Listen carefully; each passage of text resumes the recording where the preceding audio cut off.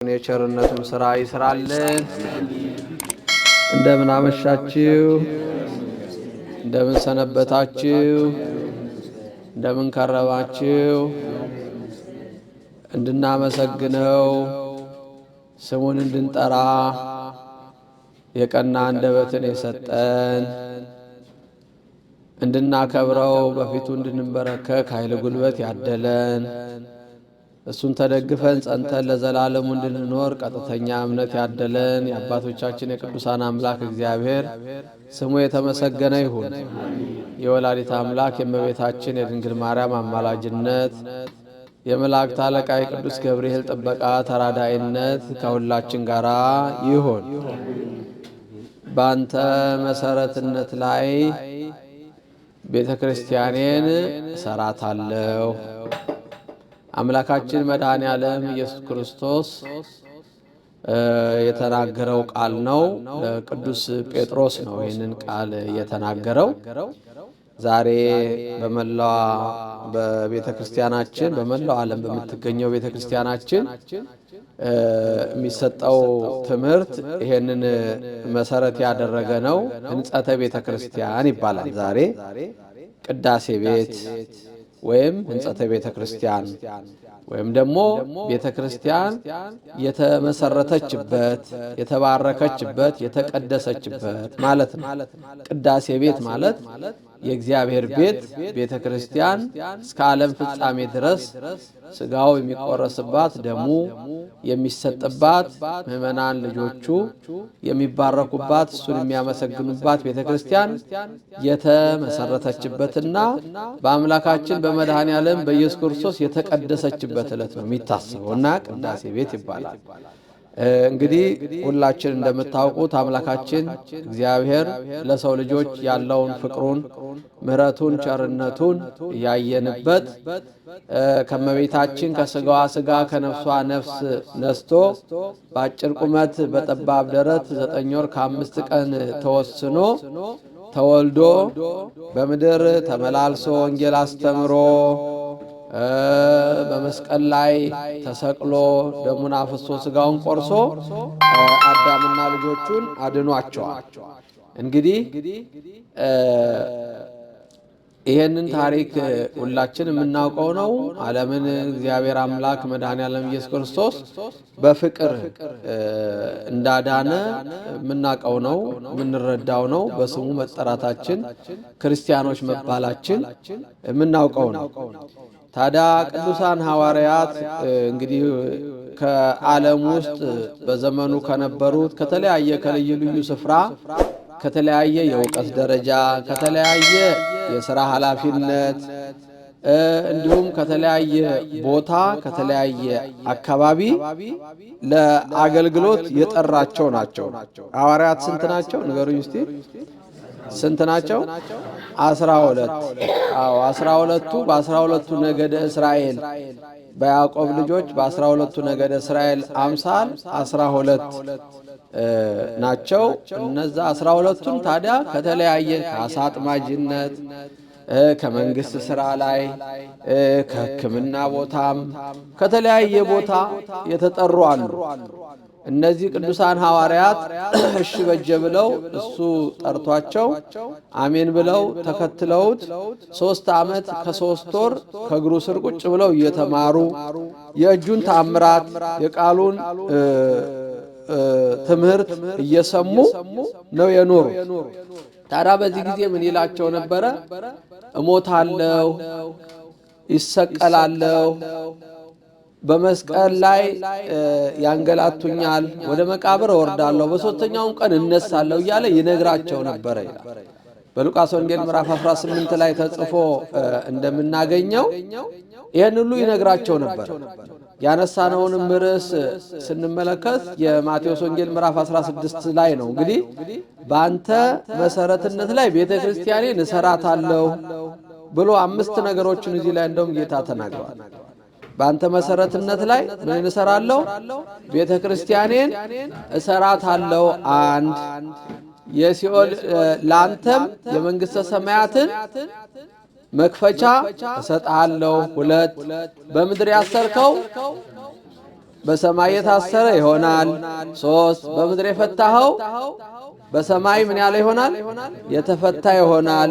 የሲኦልም ደጆች ሊያጠፏትና ሊያነዋውጧት አይችሉም ብሎ እነዚህን 5 ቃላት ነግሮታል። ለቅዱስ ጴጥሮስም ነግሮታል፣ ለነሱም ነግሯቸዋል። ይሄ ሁሉ የነገራቸው ከምን በፊት ነው? ከመሰቀሉ በፊት፣ ከመሞቱ በፊት፣ ከማረጉ ከሁሉ በፊት ነው የነገራቸው። ሲነግራቸው ነበር። እነርሱ ግን በምን ተይዘው ነበረ? ጌታ እንግዲህ በዋለበት ይውላሉ ባደረበት ያድሩ ስለነበረ ተአምራቱ ይደንቃቸው ነበረ። መልኩን በማየት ይደነቁ ነበረ። ነገሩ ሁሉ ድንቅ ነበረ ለነሱ። አድንቀው አይችሉትም ነበረ። በባህር ላይ ሲሄድ አይተውታል። 2 ዓሣ 5 እንጀራ አበርክቶ 12 እንቅብ ሲነሳ አይተዋል። 5000 ሰው 7000 ሰው ሲበላ አይተዋል። ይሄ ሁሉ ይደንቃቸው ነበር። የሚላቸውን ምን አይሉም ነበር? አይጽፉትም፣ አይመዘግቡትም ነበር። አሁን ብዙ ጊዜ አሁን በዚህ ዘመን ሁላችን እንደምናውቀው አሁን አንዳንድ ጎበዝ አስተማሪዎች፣ መምህራን፣ ትልልቅ አባቶችን የማግኘት እድሉ ሊኖረን ይችላል። ግን ብዙ ጊዜ እኛ በምንድን ነው የምንወሰደው? ባድናቆት ማድነቅ ላይ ነው ፎከስ የምናደርገው እንጂ ያንን ልብ ላይ መጻፍ እግዚአብሔር ልብን ካልከፈተ በስተቀር የፈለገ ባለሙያ መምህር መጥቶ ቢነግረን ነገም ተመልሰን ምን አው ለምን አልተጻፈማ? ለዛ እኮ ነው ቅዱስ ጳውሎስ ልድያ የምትባል አንዲት መልካም ሴት ነበረች። በጣም አገልጋይ፣ በጣም ባለሙያ፣ የእጅ ስራ የምትሰራ፣ በስራዋ በጣም ጎበዝ ነች፣ ቀና ነበረች። ቅዱስ ጳውሎስ ሲያስተምር በቅንነቷ ምክንያት እግዚአብሔር አምላክ ልቧን ምን አለላት ይላል? ከፈተላት ይላል። ለምን? ቃሉ በውስጧ ምን እንዲያደር እንድትረዳው እንድትሰማ። እግዚአብሔር ለቅኖች ቅርብ ነው ይላል። በቅንነት ሁሉ ጊዜ ካሰብን እግዚአብሔር በሁሉ ቦታ የምንፈልገውን ያደርግልናል። ታዲያ ቅዱሳን ሐዋርያትም በአድናቆት ላይ ስለነበሩ እንደውም አንዳንዶቹ ብዙ ሕዝብ ሲከተለው አይተው ብዙ ነገር ሲያደርግ አይተው ወላጆቻቸውን እባክሽ አንዷን አሁን ማርያም ባወልፍልያ የምትባል የያዕቆብና የዮሐንስ እናት ማርያም ለልጆቿ ስልጣን ልትለምን መጣች። እባክህን በስልጣን ላይ በሆንክ ጊዜ የእስራኤል ነፃ አውጪ ንጉስ በሆንክ ጊዜ አንዱ ልጅ በቀኝ አንዱ ልጅ በግራ እንዲቀመጡ እባክህ ፈቃድ ይሁን ብላ ጠየቀችው። እርሱ ግን የሚነግሰው የት ነበር? በየት ነው? መስቀል ላይ ነው። ምን አላት? የምትለምኑትን ምን አትሉ አታውቁም አላት።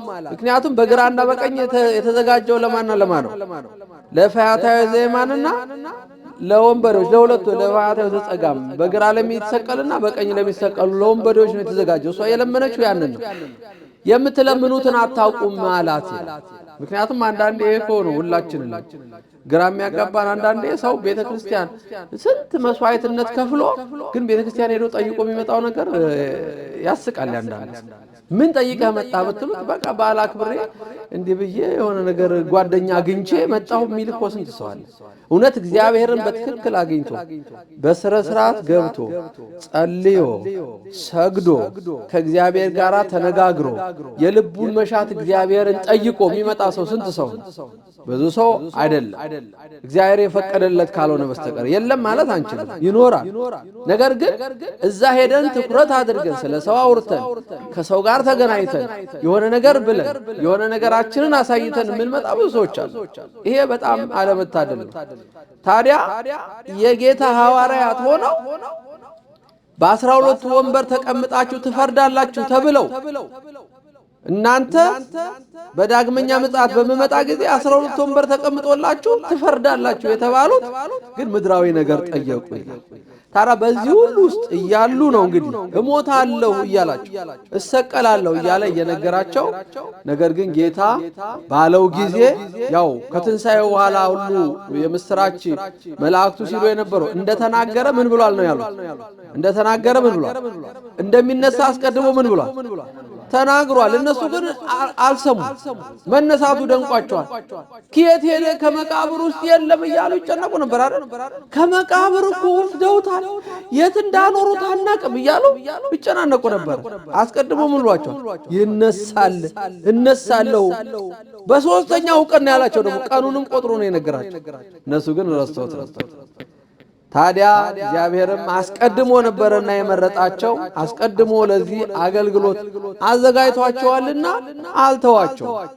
አይዟችሁ እኔ ሁል ጊዜ ከእናንተ ጋር ነኝ እያለ ሰላም ለሁላችሁ ይላቸው ነው። በተዘጋ ቤት ተቀምጠው በሩ ሳይከፈት ድንገት መሃላቸው ግን አይዟችሁ እኔ ሁል ጊዜ እስከ ዓለም ፍጻሜ ከእናንተ ጋር ነኝ፣ አትፍሩ።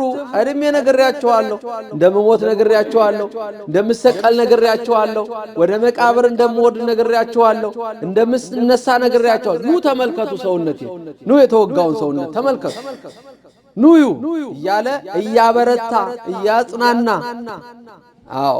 40 ቀን እየመከረ እያስተማረ አቆይቶ በ50ኛው ቀን በ40ኛው ቀን አረገ። በ50ኛው ቀን መንፈስ ቅዱስን ሰደደላቸው ላከላቸው። መንፈስ ቅዱስን ከተቀበሉ በኋላ በዓለም ሁሉ ቋንቋ እንዲናገሩ አደረጋቸው። ወደ ዓለም ሄደው ወንጌልን ምን አሉ? አስተማሩ፣ ሰበኩ። ከዚያ እነዛ ሁሉ ያስተማሯቸው ምዕመናን ደግሞ በጌታ አመኑ። እነ ቅዱስ ጴጥሮስ 3000 ሰው በአንድ ቀን ያጠምቅ ጀመር፣ ያስተምር ጀመር። ከዚያ በኋላ እነ ቅዱስ ጳውሎስ እነ ቅዱስ ሲላስ የሚባሉ ደግሞ ደቀ መዛሙርት ሐዋርያት ተነሱ። አሳዳጅ የነበረው ቅዱስ ጳውሎስ ዋና የጌታ ደቀ መዝሙር ሆኖ መጣ። በዚህ ጊዜ እነሱ ደቀ መዛሙርት የነበሩ ምዕመናን ስጋውን ካልበላችሁ ደሙን ካልጠጣችሁ አትድኑም ብላችሁናል። ስጋውን የምንበላበት ደሙን የምንጠጣበት ቤተክርስቲያን ስሩልን ብለው ጠየቋቸው። በዚህ ጊዜ ቅዱሳን ሐዋርያት እኛ ወደ እግዚአብሔር እንጸልያለን፣ እናንተም ወደ እግዚአብሔር ጸልዩ ይሄን እንዲፈቅድልን፣ ይሄ የኛ ኃላፊነት የኛ ስልጣን አይደለም በማለታቸው ጌታም ሰኔ 20 ቀን ቅዱሳን ሐዋርያትን ከዓለም ሁሉ ዙሪያ ያሉትን ቅዱሳን ሐዋርያትን በመንፈስ ቅዱስ ጠርቶ ሰብስቦ በቂሳሪያ በምትገኘው ቤተክርስቲያን እመቤታችን ባረገች በ4ኛው ዓመት ጌታ ባረገ በ19ኛው ዓመት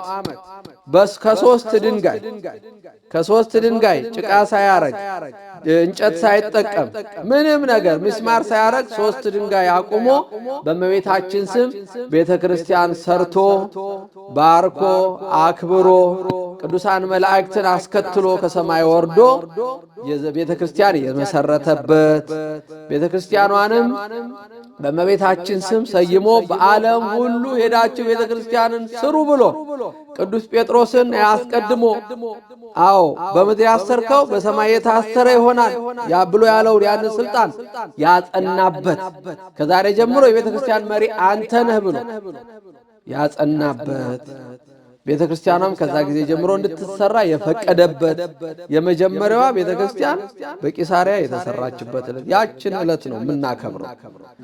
እንግዲህ ምዕመናን ሁሉ ጊዜ ይሄንን ማሰብ ያስፈልጋል። አምላካችን እግዚአብሔር ሞተ ስንል፣ ተሰቀለ ስንል፣ ተነሳ ስንል እነዚህ ሁሉ ለኛ ለሰው ልጆች ነው። ለክርስቲያኖች ይሄን ሁሉ ጊዜ ማወቅ አለባቸው። ክርስቶስ የተወለደው በምድር ላይ መከራ የተቀበለው የተቸነከረው የሞተው ወደ መቃብር የወረደው ይሄ ሁሉ ትርጉም አለው። እኛን ክርስቲያኖችን በተመለከተ ወደ መቃብር መውረዱ እኛን ከመቃብር ሊያወጣ፣ መነሳቱ ትንሣኤያችንን ሊያበስርልን፣ ማረጉ እኛም ነገ በክብር እንደምናርግ ሲያጠይቀን ነው። ይሄ ሁሉ ለኛ የኛ ፍቅሩን የገለጸልን እስከ መስቀል ሞት ድረስ እንደወደደን እንዳፈቀረን የነገረ ይሄንን ሁሉ ጊዜ እያሰብን መኖር አለብን። ይሄንን በደም ማወቅ አለብን። እንደው አንዳንድ ጊዜ እኔ ብዙ ጊዜ ማለት ምዕመናንስ ምን ማሰብ አለባቸው?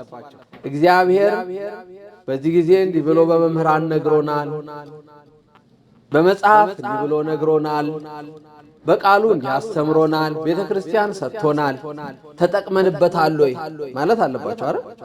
እግዚአብሔር የሰጠን ብዙ ዕድል አለ አይደል? እኛ ብዙ ነገር ነው አሁን በተሰጠን ዕድል እንዳንጠቀም ሰይጣን ብዙ ነገር ነው የሚያደርገው። በነገራችን እጃችን ላይ ያለው የተሰጠንን የተባረከው ምግብ እንኳን እንዳንበላ ሰይጣን ብዙ ነገር ነው የሚያደርገው። ብዙ ምክንያት ነው የሚያመጣው። ግን ይሄንን ድል ማድረግ ማሸነፍ የኛ ኃላፊነት ነው። በዚህ በትንቢተ ሕዝቅኤል ለነብዩ ለሕዝቅኤል የእግዚአብሔር ቃል እንዲመጣለት ይላል። አንተ የሰው ልጅ ሆይ ሄደ ምከር፣ አስተምር፣ ገስጽ፣ ንገራቸው ለሕዝበ እስራኤል ልበ ደንዳኖች እንደሆኑ አውቃለሁ። እስራኤልን ምን ይላቸዋል? ልበ ምን ይላቸዋል? ደንዳኖች። እኛ እንዴት ነው? እኛ እንዴት ነው? ለስላሳ ነው የሚባለው? ካልሆነ ይሄን ርዕሱን መቀየር አለ። እኛ አሁን ለኛ አሁን እንዲህ አይነት ጥቅስ ይጠቀሳል ወይ? ሌላ ቦታ ሄዳ ጠቅስም የሚሉ አንዳንድ ሰዎች ልበ ደንዳና ማለት ነው። አራ ከፋችሁ እናንተ ማስብ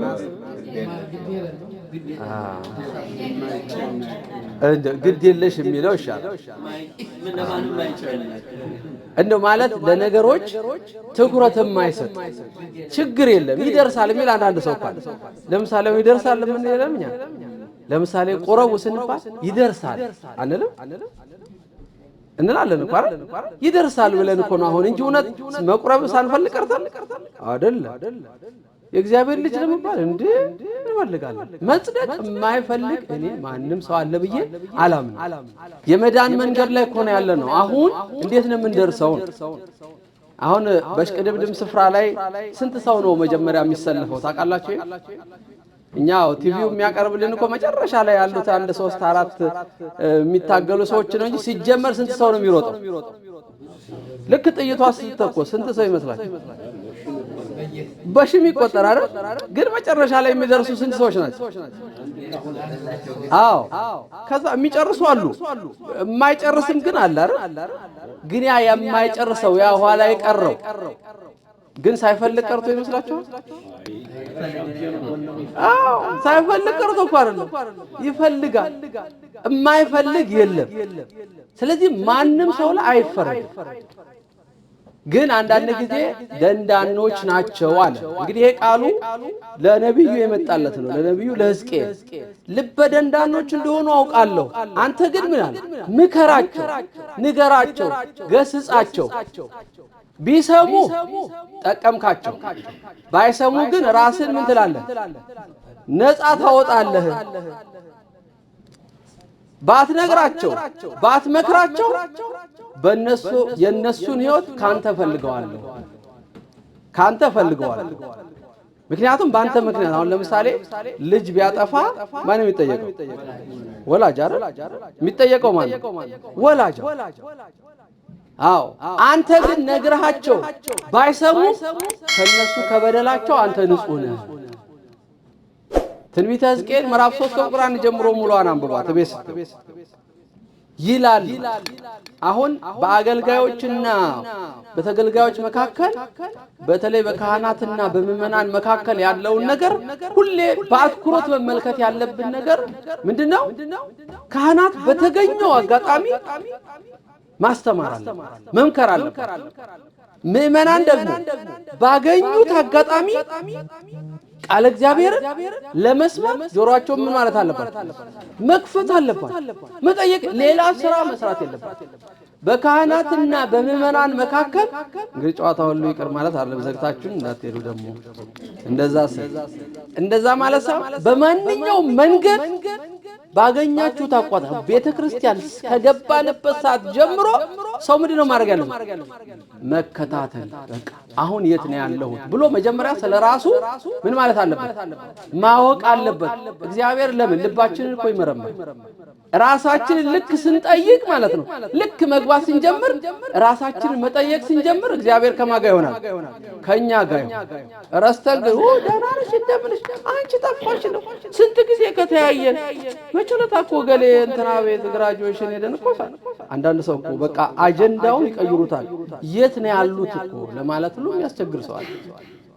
ግን እዛ ስንመጣ መጀመሪያ ስንገባ ምንድነው? አምላኬ እግዚአብሔር ሆይ እኔ ሳይገባኝ ይሄን ያለው ቅዱስ ዳዊት ሳይገባ የሚገባው እኮ ነው። ቅዱስ ዳዊት እንደ ልቤ የተባለ እኮ ነው። እግዚአብሔርን ያስደሰተ እግዚአብሔር የወደደው እግዚአብሔር የመሰከረለት ሰው እኮ ነው። እሱ ግን ምን አለ? ሳይገባኝ በአጸደ መቅደስ ቆሜያለሁ። እግዚአብሔር አምላክ ሆይ ኃጢአቴን አትመልከትብኝ ካለ በኋላ ነው አምላኬ ሆይ የልመናዬን ቃል ሰምተሃልና አመሰግንሃለሁ ይያለኝ። ስለዚህ ልክ ስንገባ ምንድነው እግዚአብሔር ሆይ አዎ በሌላ ቦታ ሶሎሞን እንዳለው እግዚአብሔር አምላክ ሆይ አንደበቴን ከክፉ ጠብቅ እግሬን ከክፉ መንገድ ከልክል እንዳለው ማለት ነው። ይሄ ያለው ምንድነው አቆ እግረ ህሊናችንን ነው። ይሄ ሰውነታችን እንዳይመስላችሁ እግረ ህሊናም ይባላል እና ስለዚህ ሁሉ ጊዜ እግዚአብሔር አምላክ ቸርነቱን ስናስብ ቤተክርስቲያንን እንዴት ሰጠን እውነት ለኛ ይገባን ነበር ወይ እኛ እውነት ምርጦቹ ነን ወይ እኛ እውነት የሚገባን ከቅዱሳን መላእክት በላይ አክብሮ ማለት ነው። መላእክት የሚፈሩት የሚንቀጠቀጡለት ከዚያ በላይ የሰማይ ደጅ የተባለችው ቤተክርስቲያንን እግዚአብሔር አምላክ ለኛ ልጆቹ ሰጠን። ስለዚህ እቺን ቤተክርስቲያን አክብረን በዚያ የሚገኘውን በረከት በሙሉ ከጥምቀት ጀምሮ አዎ ይሄንን ዓለም ተሸኝተን እስክንሄድ ድረስ አገልግሎት የምናገኝባት ነች ቤተክርስቲያን። ስለዚህ ሁሉ ጊዜ ከቤተክርስቲያን ማግኘት ያለብንን ነገር መጠየቅ መብታችን። ክርስቲያኖች በመጀመሪያ ደረጃ ትልቁ አሁን በተለይ በዚህ ዘመን ያለው ክርስቲያኖች መብታቸውንና ግዴታቸውን የማይመለከታቸው ነገር ላይ ሲጋጋጡ የሚገኙ ክርስቲያኖች አሉ። መጋጋጥ ማለት ነው መጋጋጥ ማለት ከአቅም በላይ መሆን ማለት ነው። ለምሳሌ አሁን እኔ ከአቅሜ በላይ የሆነ ነገር ስሰራ ሰውነቴ ምን ይላል? ግን ከአቅም በላይ እንድናደርግ እግዚአብሔር ለኛ ቀንበር አልጫነም። ከአቅም በላይ የተሰጠን ግዴታ ቀንበሬ ምንድን ነች ነው ያለው? ቀሊል ነች ለእናንተ የሰጠው። ምክንያቱም የሞተልን መስቀሉን የተሸከመልን መቃብር የወረደ ይሁን እኮ በሰው ልጅ ላይ የመጣ እኮ ነው።